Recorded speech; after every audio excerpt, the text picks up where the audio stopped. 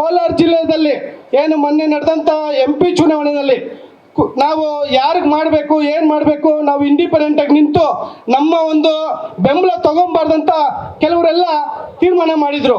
ಆಗ ಕುಮಾರಣ್ಣ ಅವರು ಫೋನ್ ಮಾಡಿ, ಬ್ರದರ್ ನಿಮ್ಮ ಬೆಂಬಲ ನಮ್ಮ ಪಕ್ಷಕ್ಕೆ ಬೇಕು, ನಮ್ಮ ಮಲ್ಲೇಶ್ ಬಾಬು ಅವ್ರನ್ನ ಗೆಲ್ಸ್ಕೊಂಬರೋ ಜವಾಬ್ದಾರಿ ನಿಮ್ಮ ಪಕ್ಷಕ್ಕಿದೆ, ಹಾಗಾಗಿ ನಿಮ್ಮೆಲ್ಲರ ಬೆಂಬಲ ನಮಗೆ ಬೇಕಾಗಿರೋದ್ರಿಂದ ನೀವು ಕೆಲಸ ಮಾಡ್ಬೇಕಂತಂದ್ರು.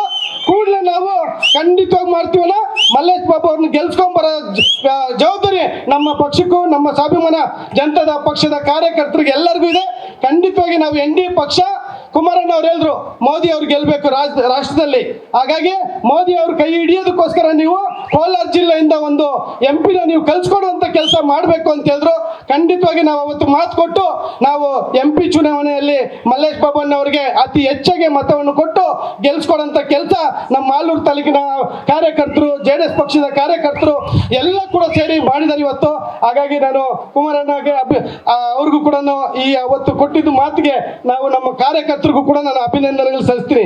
ಯಾಕಂದ್ರೆ ಯಾರು ಕೂಡ ನಾವು ಆಗೋದಿಲ್ಲ ಅಂತ ಹೇಳಿಲ್ಲ, ಪ್ರತಿಯೊಬ್ಬರು ನಮ್ಮನ್ನು ಕೇಳಿದ್ರೆ ಇರಲಿ ನಾವು ಮಲ್ಲೇಶ್ ಬಾಬು ಅವ್ರಿಗೆ ಕೆಲಸ ಮಾಡಬೇಕು.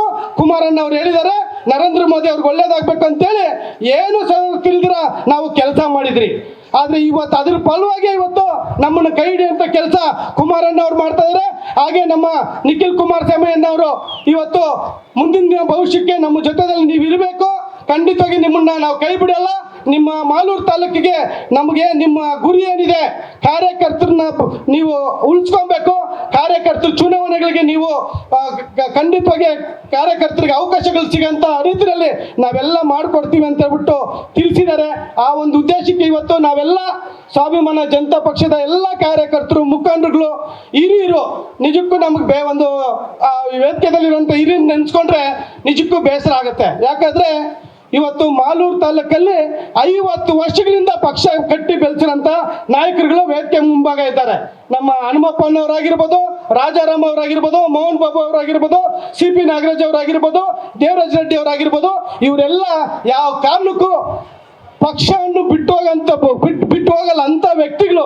ಇವತ್ತು ನಮಗೆ ಅನ್ಯಾಯ ಆಯ್ತು ಅಂತೇಳಿ ಇಡೀ ಮಾಲೂರಲ್ಲಿರುವಂತ ನಮ್ಮ ಪಕ್ಷದ ಮುಖಂಡರುಗಳು ನನ್ನ ಜೊತೆ ನಿಂತ್ಕೊಂಡು ಮಾಲೂರು ತಾಲೂಕಲ್ಲಿ 50,000ಕ್ಕಿಂತ ಹೆಚ್ಚಾಗಿ ಮತವನ್ನು ಕೊಟ್ಟು ನನಗೆ ಆಶೀರ್ವಾದ ಮಾಡಿ, ಕಾರಣಾಂತರಗಳಿಂದ ನಮ್ಮ ಅದೃಷ್ಟ ಇದ್ರೆ ಸೋತಿರ್ಬೋದು, ಆದ್ರೆ ಮಾಲೂರು ಜನ ನಮ್ಮನ್ನು ಗೆಲ್ಸೋ ರೀತಿಯಲ್ಲಿ ಗೆಲ್ಸಿದ್ದಾರೆ.